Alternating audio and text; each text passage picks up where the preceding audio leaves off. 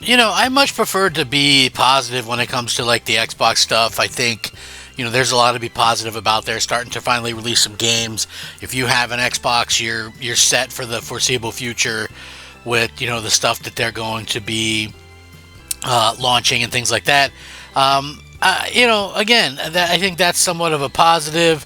I think that there's going to be negatives along the way. One of the negatives being the fact that obviously the exclusive situation looks kind of bad for them right now. Is it always going to look bad? Listen, I don't really know. I'm not really a prognosticator. I'm more of just a person that's out there trying to enjoy some video games. And unfortunately, Microsoft makes it a little bit tougher than what I would like. Again, I think it would have been a little bit different had I just had like myself and other fans. If I just would have been able to have a situation where we had that moment in the sun, so to speak, where the things that we were promised, the things that we were expecting, would have just came to fruition. Like I think that realistically, we were kind of close to that. So we'll see what happens. Like I said, anything can happen. I'm interested in this. I'm interested to hear what you guys think about this because I think it's significant. And again, a lot of different things could be going on with this. Maybe Microsoft listens. Maybe Microsoft wakes up a bit. We'll see. What's up, everybody? I'm Crap Gamer. This is Crap Gamer Reviews with another video. Thank you so much for checking it out. I certainly appreciate it. Please like, share, subscribe. I would appreciate that as well. It helps out the channel. It means a lot to me. I do daily gaming content, and so yeah, I just appreciate it. A simple like can go a long way for me. If you guys wouldn't mind doing that. Now, I've been a big fan of Xbox, of just exclusives in general. People don't realize it.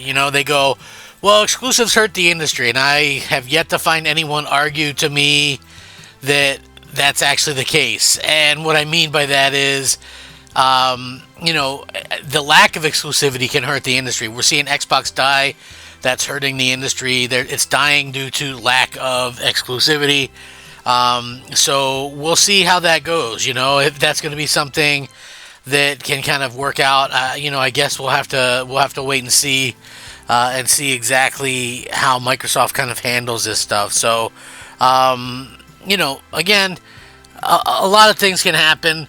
Microsoft can change or whatever, but the father of Xbox, Seamus Blackley, he was talking about Xbox, the narrative around being more powerful, and talking about how it's not helpful as gaming technology plateaus. And I have to really agree with him. He's talking about how exclusives are what differentiate what's going on. So the Xbox console brand has always been synonymous with power, although it's not always been the most powerful. Now, while the original Xbox was significantly more powerful than its contemporaries, the 360 was simply easier to work with. And with the arrival of the Xbox One, Xbox took a big misstep, creating a weaker console than the PS4 that was then remedied with the Xbox One X. Today, Xbox's focus is actually on having the most powerful console in the market, although they don't really right now. We'll see. Despite the power difference being negligible, Xbox marketed the Series X as the most powerful console ever. And even the console's maker's next main console is being teased as a machine that will deliver the largest technical leap in a hardware generation. However, as original Xbox creator Seamus Blackley claims, the narrative, quote-unquote, of having the most powerful console doesn't really work anymore. The father of Xbox on the pursuit of power.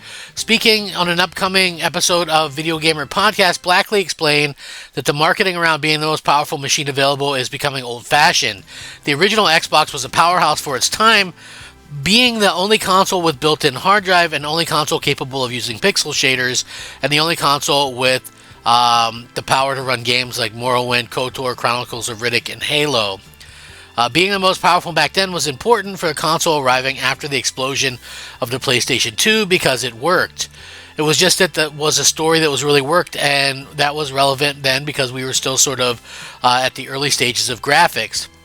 Taking that hit in the cost of goods, of COGS, was critical both from the standpoint of story and position of us versus other consoles that came from, what was perceived as these giant Japanese hardware companies that were obviously producing these things for no cost and making all this profit on them. We were a Western company, and we were saying, okay, we're going to lose money on these to make them super powerful and take a bet on the games being awesome. Back in 2001, this was a story that just worked, but as games have massively evolved and graphics differences between flagship consoles such as PS5 and even the Series S is now negligible, that continued focus on power is not necessarily worth chasing.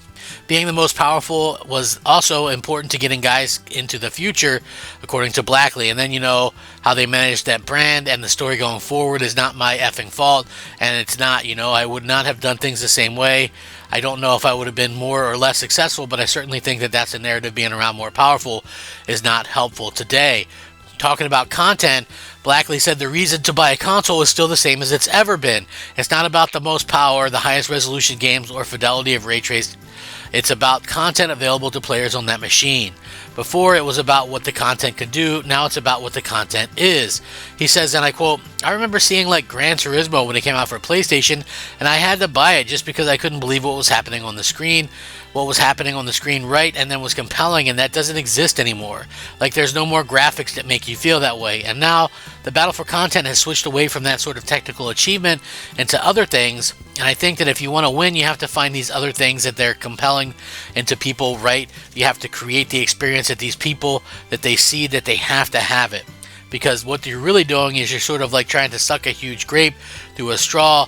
You're trying to get them to spend several $100s to buy a games console in order to play a $70 game. So for Blackley, the proof is in the pudding. As a lifelong gamer, the Xbox creator thinks back to his Nintendo Switch, a 2017 handheld powered by underclocked 2013 hardware that simply has the content it needs to not only survive, but become one of the best-selling consoles of all time. He says, and I quote, "That's all you need.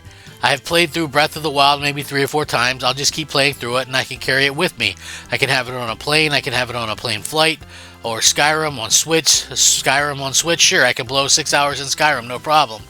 In 24 years since the original Xbox shook the world, the console landscape has changed, and we're now looking past performance towards machine learning, upscaling. Some of it even looking away from local computing into cloud gaming, a future Blackley is not so fond of. At the end of the day, the future is always uncertain, but with generation leaps turning into generational skips, maybe the focus on power is misguided. Now, I've mentioned this kind of stuff numerous times. The whole power narrative.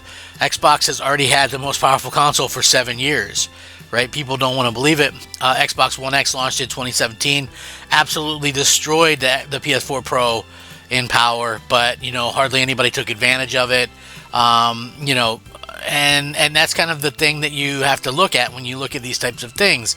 Xbox Series X more powerful than the PS5, but again, we've kind of hit that wall. Even the PS5 Pro, which is more powerful than the Series X, is only getting negligible gains over the Xbox Series X, meaning sometimes the Series X is even performing better than the PS5 Pro. So again, we've kind of hit that wall with the technology. So the games are what's going to be kind of speaking for everybody. And when you look at it and you go, okay, well, Microsoft finally has these games. It's kind of a shock to think that we're not going to be able to see, how these games are going to work in a situation where they're exclusive. That's really kind of always having that kind of situation, and again, we've all kind of been there, like when you look at like the video games and you go, oh man, I gotta get that game, or I gotta get that, or I gotta get this.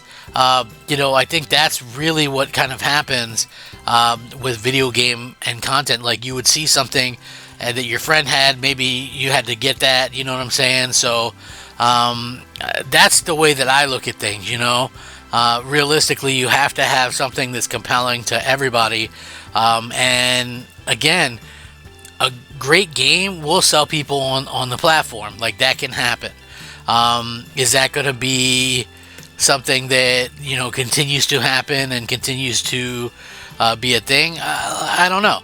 But Microsoft has to figure out a way to have content that nobody else has. Could you imagine if you could get a Big Mac in a Burger King, wouldn't that make, that's the most popular thing at McDonald's. Wouldn't that make McDonald's kind of, not a place a lot of people would go? I'm not saying they have good food, but I'm just saying a lot of people go there.